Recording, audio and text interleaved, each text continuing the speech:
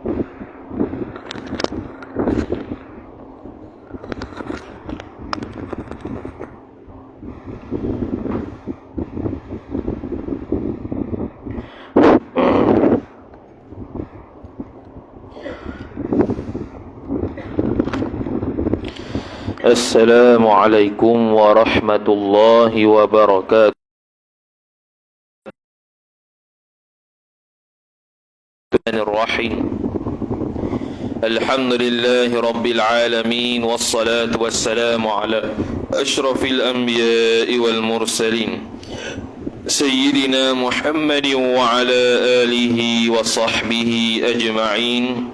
سبحانك لا علم لنا إلا ما علمتنا إنك أنت العليم الحكيم ولا حول ولا قوة إلا بالله العلي العظيم رب اشرح لي صدري ويسر لي أمري واحلل عقدة من لساني يفقه قولي وسدد لساني واهد قلبي بحق نبيك محمد صلى الله عليه وسلم اللهم أغرنا بالعلم وزينا بالحلم وأكرمنا بالتقوى وجملنا بالعافية.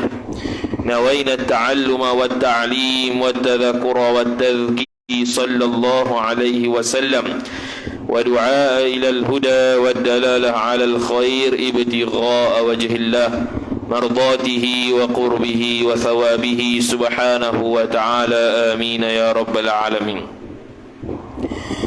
Kita Wisyahul Afrah, muka surat 17, baris daripada sebelah daripada atas. Wa qala Syekhul Musannif rahimahullahu ta'ala wa nafa'ana Allah bi'ulumihi wa bi'ulumikum wa bi'ulumi masyayikhina fid darain amin ya rabbal alamin. Kata pengarang Al-Syekh Muhammad bin Ismail Al-Fatani rahimahullahu ta'ala, bermula fardu tayammum 5 perkara. Jadi sekarang ni kita bahas pula berkaitan dengan fardu tayammum. Fardu dengan rukun dalam mazhab Syafi'i sama, kecuali dalam bab haji. Dalam bab haji tak sama lah. Wajib haji lain, rukun haji lain. Selain daripada tu, rukun dan fardu sama saja makna dia. Ataupun fardu dengan wajib sama saja maknanya. Jadi ada 5 perkara fardu tayamum. Maksud fardu tayamum ialah kalau tak ada salah satu daripada 5 ni, tidak dipanggil sebagai tayamum. Itu maksud dia. Macam semayang 13 rukun, kalau tak ada salah satu daripada rukun tu, tidak dipanggil sebagai sembahyang. Kata musannif rahimahullah subhanahu wa ta'ala, dia pun kata bermula fardu tayammum 5 perkara. Pertama daripada 5 perkara tu ialah niat. Niatlah. Kerana hadis Nabi sallallahu alaihi wasallam, innamal a'malu binniyat, hanya saja amalan itu diambil kira dan sah dengan berdasarkan niat. Jadi kalau dia tu tepuk tanah dah, tapi tidak ada niat, walaupun sapu muka dan tangan, maka itu tidak sah. Tidak sah dah. Yakni maksud niat sini ialah niat mengharuskan sembahyang, bukan niat biasa ni. Jadi kalau kita ada wudu, tak ada niat mengharuskan sembahyang, tak ada. Batu dulu wudu dia faham macam mana? Wudu itu nawaitu raf'al hadathi, contoh. Nawaitu al-wudu'a, nawaitu at-taharata 'anil hadathi. Dia tak ada nawaitu istibahatas salah, saja aku berniat mengharuskan sembahyang, tak ada dalam wudu. Sebab apa perlu niat mengharuskan sembahyang? Kerana pada asalnya kita ini berhadath. Berhadath itu sama ada hadath kecil ataupun hadath besar. Kemudian bila kita berhadath, kita wajib untuk mandi kalau hadath besar, wajib untuk ambil wuduk nak sembahyang untuk hadath kecil. Tiba-tiba air tak ada. Ataupun air itu buat ada tapi tidak boleh kita buat. Tidak boleh kita pakai. Air itu najis ke mana? Maka kita perlu apa? Tayammum. Lepas tu nak tayammum pula niat macam mana? Nawaitu tayammum saja aku tayammum saja. Tak. Jadi ni niat dia, iaitu nawaitu tayammum listibahatis salah. Contoh dia. Sahaja aku niat tayammum untuk mengharuskan sembahyang. Maka barulah dia panggil sah tayammum, sebab dia tidak boleh mengangkatkan hadas.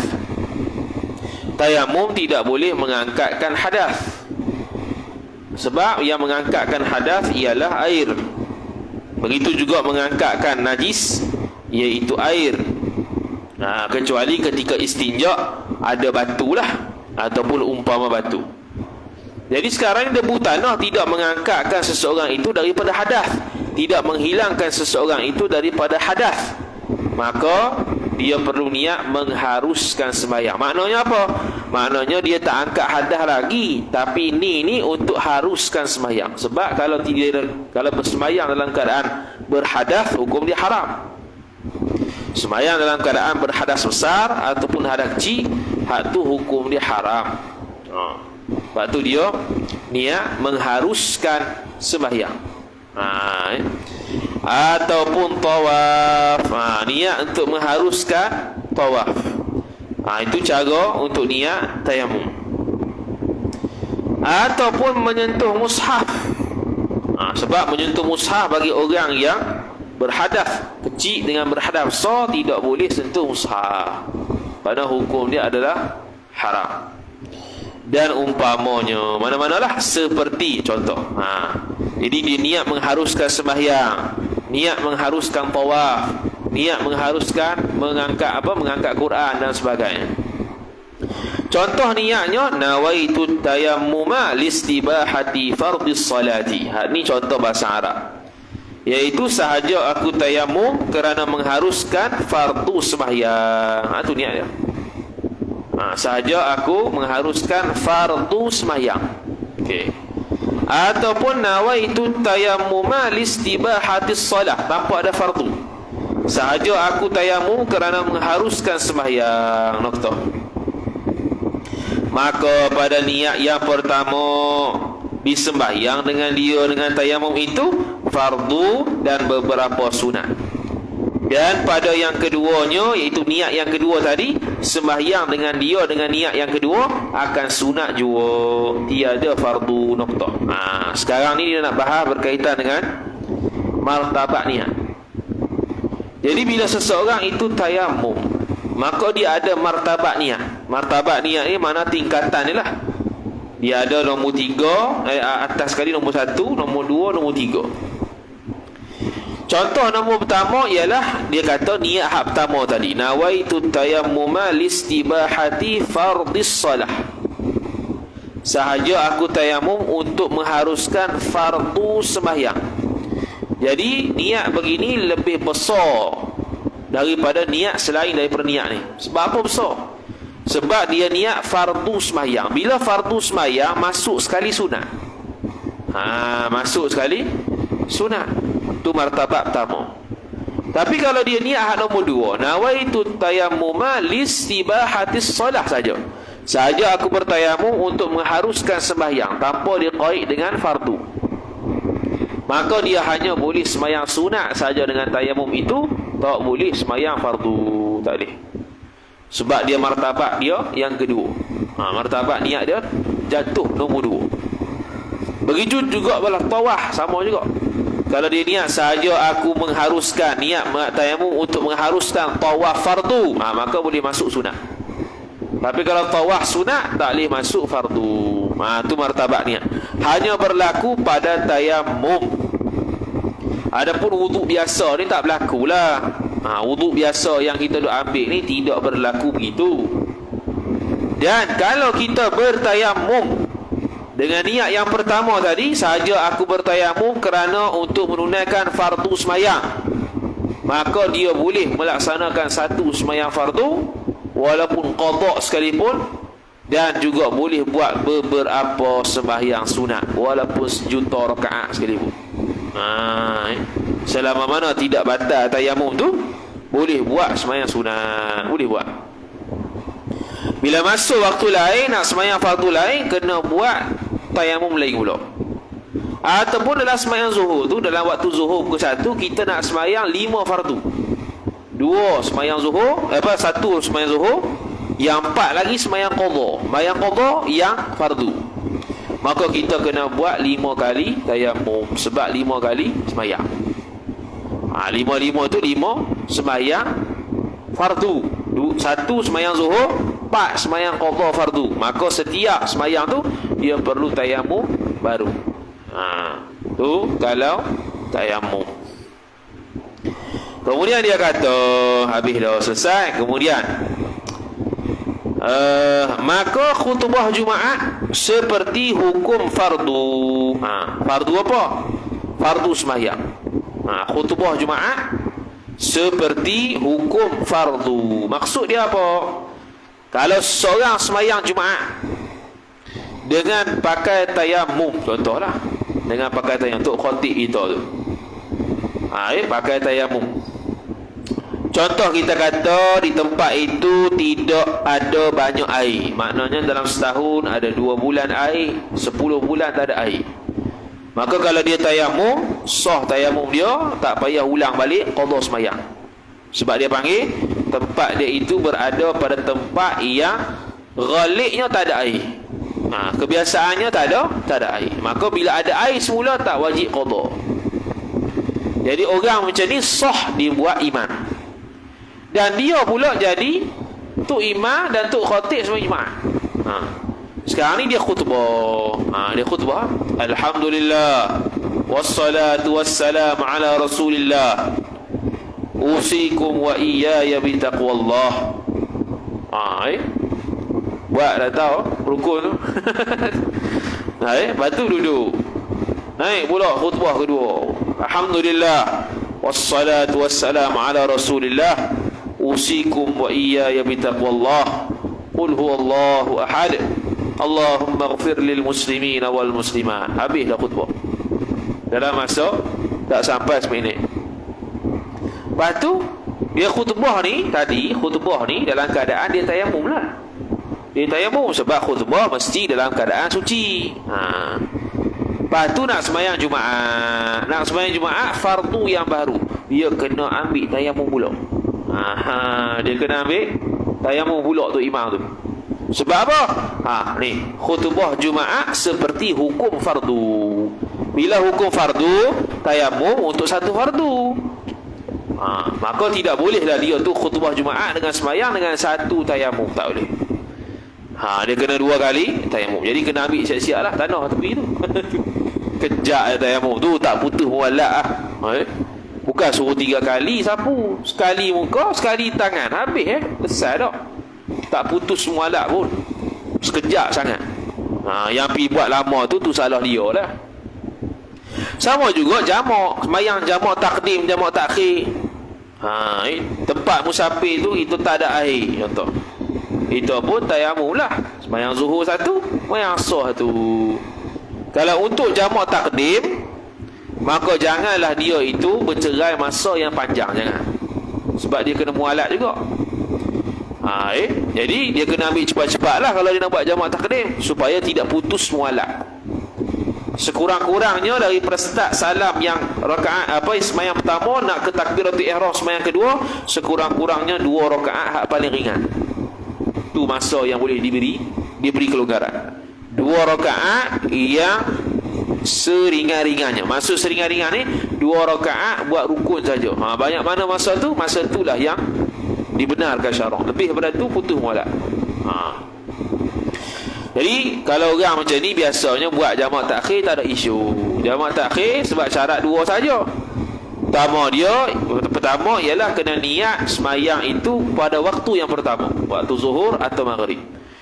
Syarat yang kedua, mestilah dia kekal dalam keadaan musafir. Itu saja, tak syarat mualat.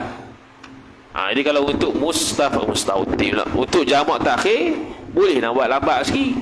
Pas sembahyang zuhur lek-lek sat, lepas tu tayamum, buat sembahyang asar pula, jamak takhir.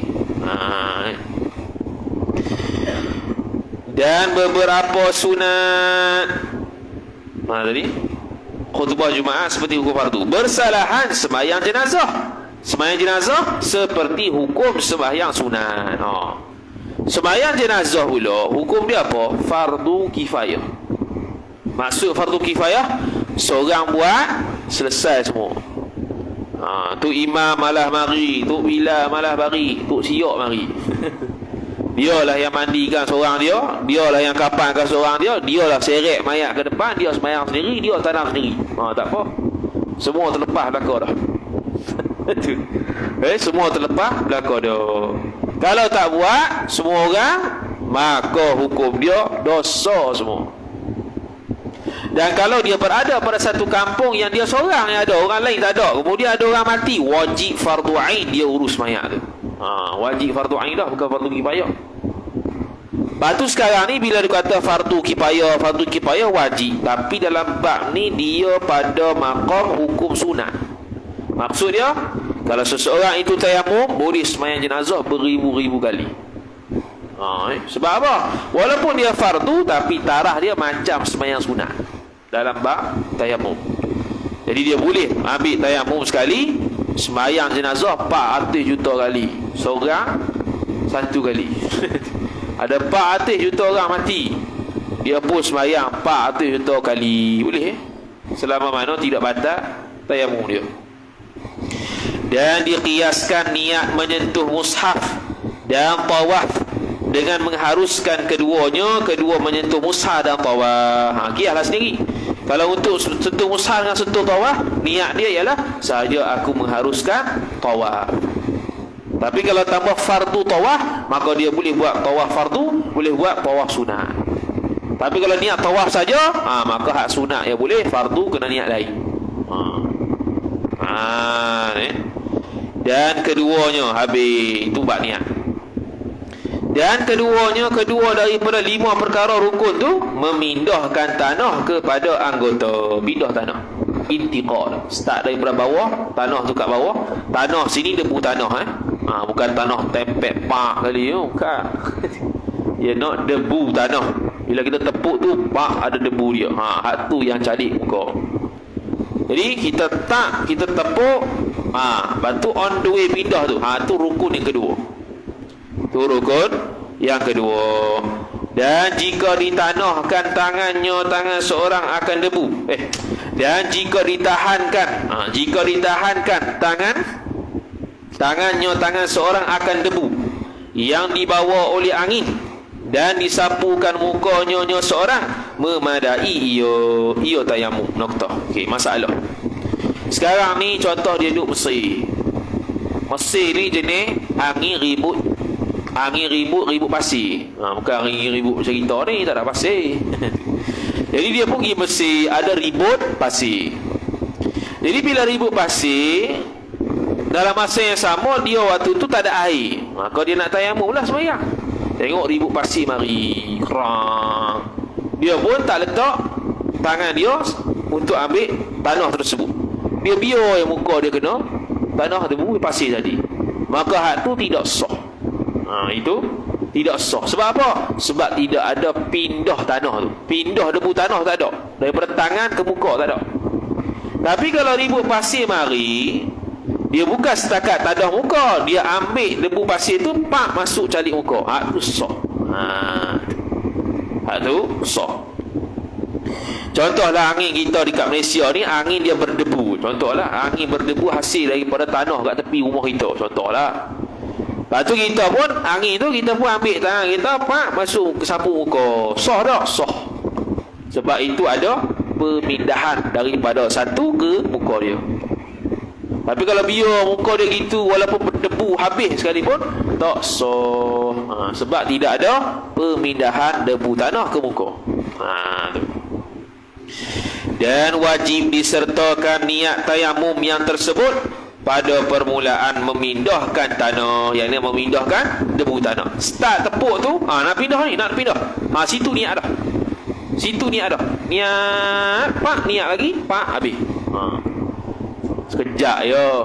Kalau situ syok juga tak tahu. Kalau was-was kat situ tak tahu. Start dia tepuk tu, nak on the way angkat tu, habis dia niat dah situ. Niat dah. Niat. Dah niat situ dah.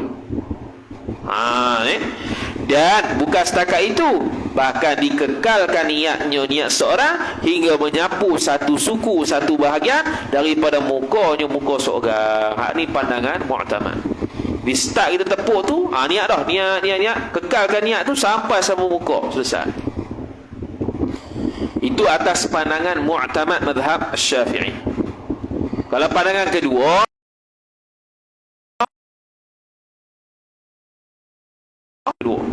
tak sah menurut pandangan mu'tamad, kena tepuk lagi. Jadi kita ni mengambil pandangan mu'tamad mazhab Syafi'i. Maka jika berhadaf ia seorang kemudian, yakni selepas daripada memindah tanah, harus menyapu dengan dia. Harus menyapu dengan dia dengan debu tanah, dengan dibaharukan niat yang lain pula dahulu, yakni sebelum daripada menyapu seorang tadi, ataupun menyapu muka lah. Jadi sekarang ni dia tu on the way pindah. Dia tepuk, pindah, tiba-tiba dia ketuk. Tiba-tiba dia ketuk perak sekali. Ataupun dia kecing. Lepas pada tu, boleh tak dia sapu muka tu? Dia sapu muka dengan tanah yang dia dah ambil tu? Boleh. Tapi dengan kita baharukan niat. Niat balik. Niat balik. Sama jugalah wudu. Dah basuh muka, basuh tangan, berak kali. Masuk balik, basuh muka. Batal dah tu. Basuh muka balik lah dengan niat baru. Niat kat muka tu. Jadi kita dah ambil tanah dah, tengah-tengah ambil, berak ketuk. Kita niatkan semula, lepas tu sapu lah. Dan yang ketiga daripada 5. Dan yang keempatnya, 4/5. Dia sekali menyapu mukanya seorang dan dua tangan seorang. Ni makruf lah. Ni faham tak? Sapu muka. Tak syarat sampai ke batin janggut. Tak payah dah, jenuh itu kerak geruk. Habis. Tak syarat. Sekali lalu je. Apa hak zahir boleh kena, situlah. Serta dua siku seorang. Ni siku sama macam wuduk lah sebiji. Dengan 2 kali pukul, 2 kali tepuk. Satu untuk muka, satu untuk tangan. Iaitu 2 kali tu. Sekali menyapukan muka dan sekali menyapukan 2 tangannya, 2 tangan seorang. Jadi 2 kali tepuk, pak, muka satu, pak, tangan satu. Tangan kanan, tangan kiri. Begitu. Dan tiada ta'ayyun muka. Tiada ta'ayyun, yang ini tidak tertentu hanya bagi muka sahaja. Bahkan jika dihantarkan tangannya seorang atas tanah yang halus, debunya tanah, dan bergantung tangan seorang dengan ketiadaan pukul, niscaya memadai. Warna ni. Dia kata, dan tiada ta'ayyun. Tiada ta'ayyun ni dia asal ta'ayyun samalah, mana tidak tertentu muka saja. Okey, kejap. Tidak tertentu muka saja. Bahkan jika dihantarkan tangan seorang atas tanah yang halus. Okey, dia hantar mana letak atas tanah yang halus, debu tanah. Dan bergantung tangan seorang dengan ketiadaan pukul. Dengan ketiadaan pukul. Macam mana ni? Dan tiada ta'ayyun muka, bahkan jika dihantarkan tangannya atas tanah yang halus, debunya, dan bergantung tangannya dengan ketiadaan pukul. Bergantung tangan dengan ketiadaan pukul. Tak tepuk. Bergantung tangan dengan ketiadaan pukul. Okey, faham. Okey, kejap tanah yang debu halus dan bergantung tangannya dengan ketiadaan pukul. Gini. Dan tiada ta'ayyun muka. Yang ini tidak tertentu sapuan pertama tu untuk muka. Okey. Bahkan jika dihantarkan tangan seorang atas tanah yang halus, debu tanah, dan bergantung tangan seorang dengan ketiadaan pukul. Maksud bergantung ni apa dia? Dia tak pindah. Dia sekadar, kejap. Ni. dengan ketiadaan buku. Ni KAV dulu. Ingat buku tadi, ketiadaan buku. Ni tengok lain ni, masalah ni. Dia kata jika dia hantarkan tangannya atas tanah yang halus debunya dan bergantung tangannya dengan ketiadaan buku. Macam mana bergantung tangan dengan ketiadaan buku tu? Tu lain kali lah, minggu depan. Okey, sesat. Dan kelima daripada lima. Kelimanya ialah tertib. Tertib ni ikut turutan. Tertib ni ikut turutan. Ikut turutan ni maksudnya kalau wuduk tu start daripada basuh muka, kemudian basuh tangan, kemudian sapu kepala, kemudian basuh kaki. Tu. Kalau untuk tayamum ni pula, sapu kepala, sapu kepala, sapu muka, sapu tangan, habis. Dia kalau contoh dalam bab jabirah. Jabirah ni balut. Balut. Kalau untuk accident contohnya, balutlah dia. Balut tangan kanan. Jadi bila balut tangan kanan, dia nak semayang wajib berwuduk dan basuh anggota yang tidak kena balut. Jadi anggota yang tak kena balut apa dia? Muka, tangan kiri, dua kaki, kepala.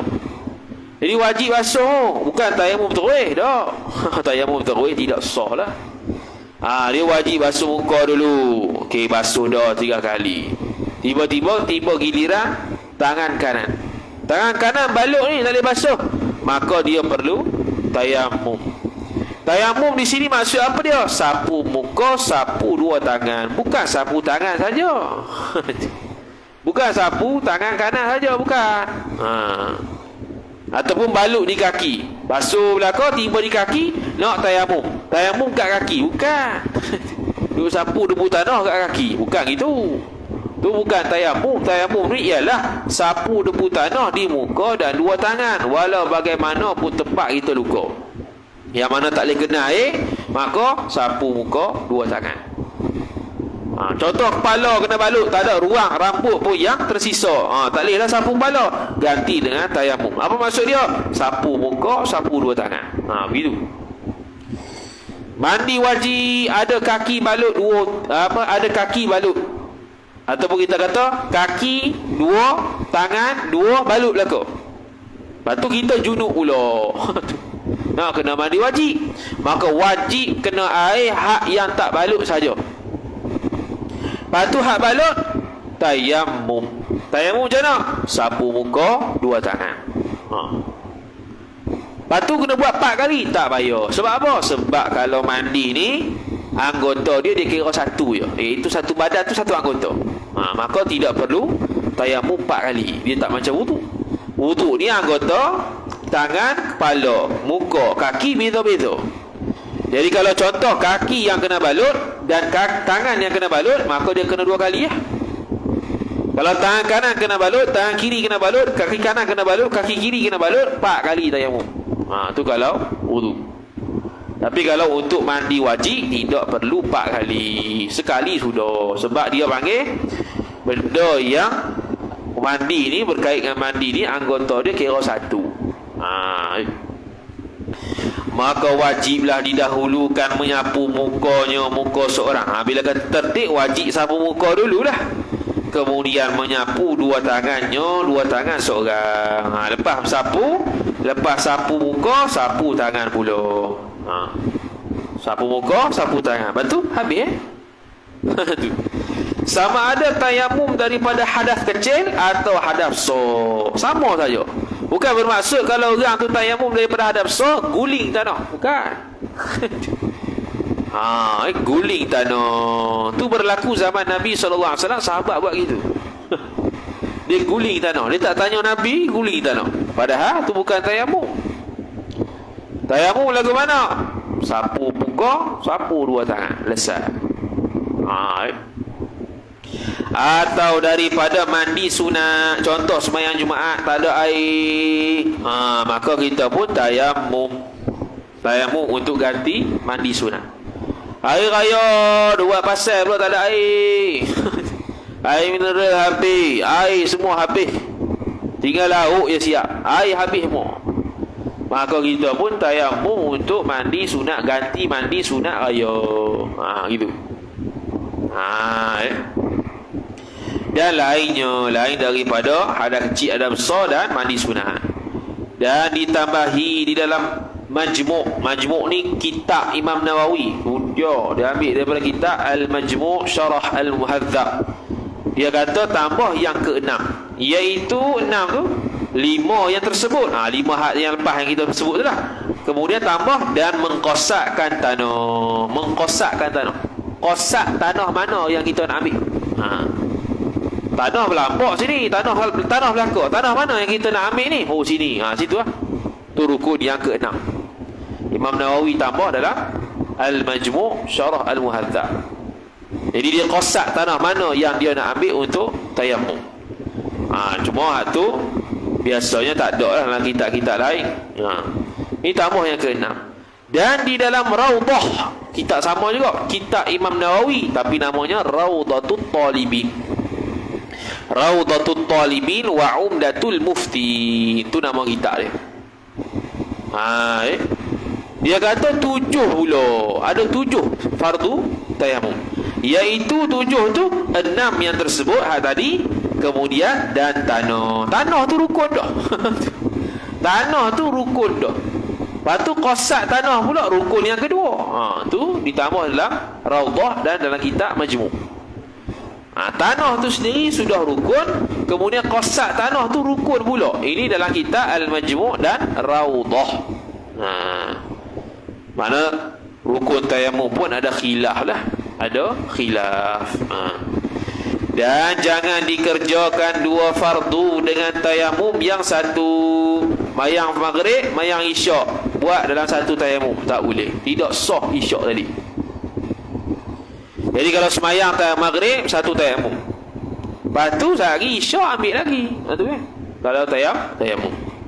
Tak boleh maghrib, ala-ala maghrib. Ataupun dia contoh pukul 8 isyak, pukul 7.55 dia semayang maghrib. Ala-ala tu kali ya. Tak boleh juga.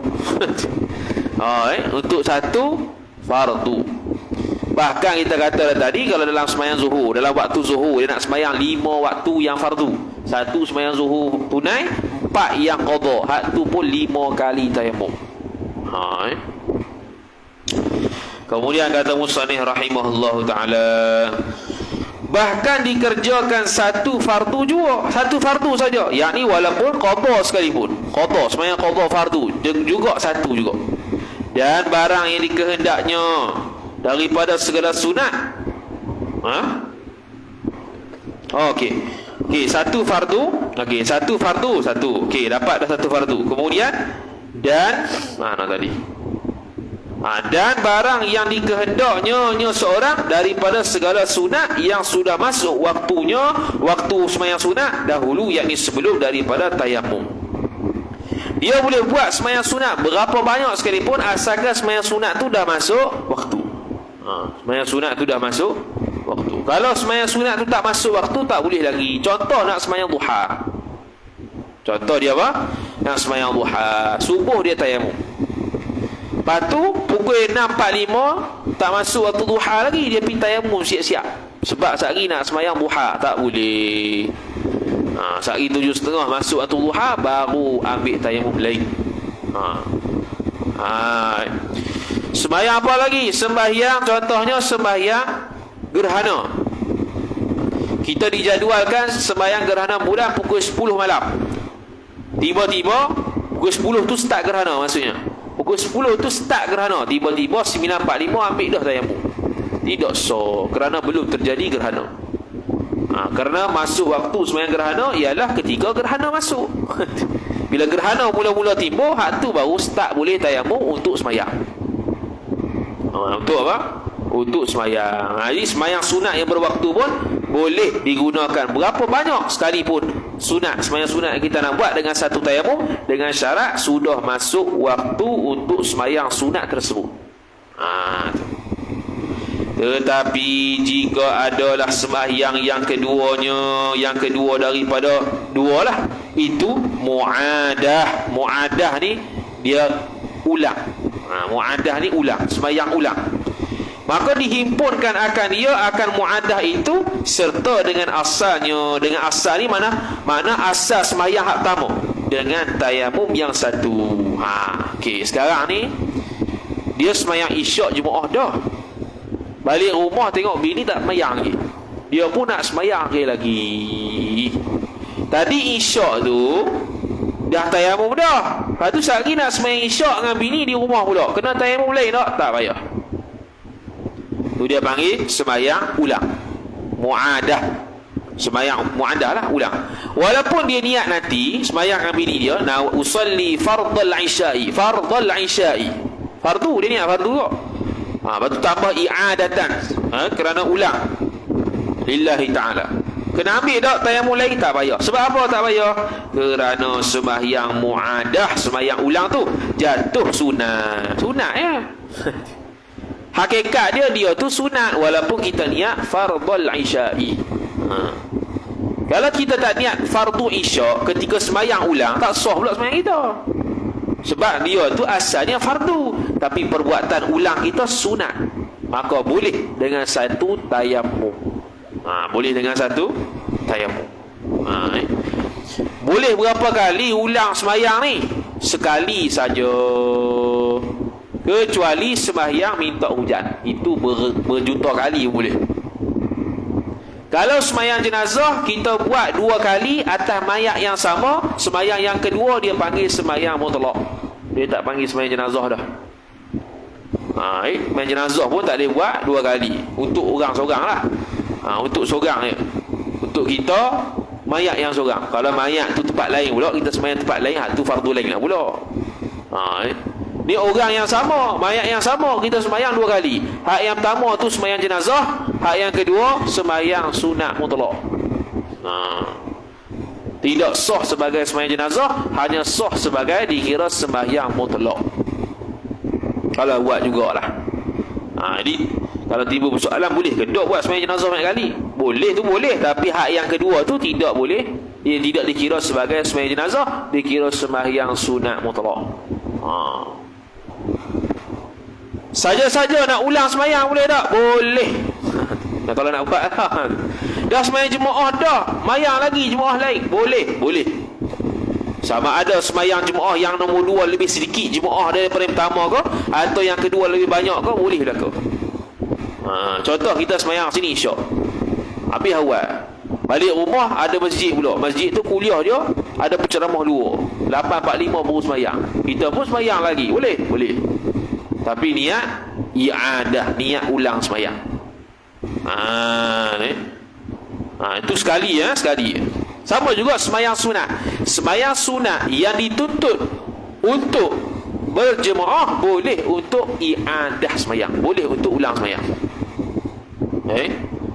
Sembahyang sunat yang ada waktu, yang ada waktu malah waktu, dan sunat pula berjemaah, maka boleh untuk ulang.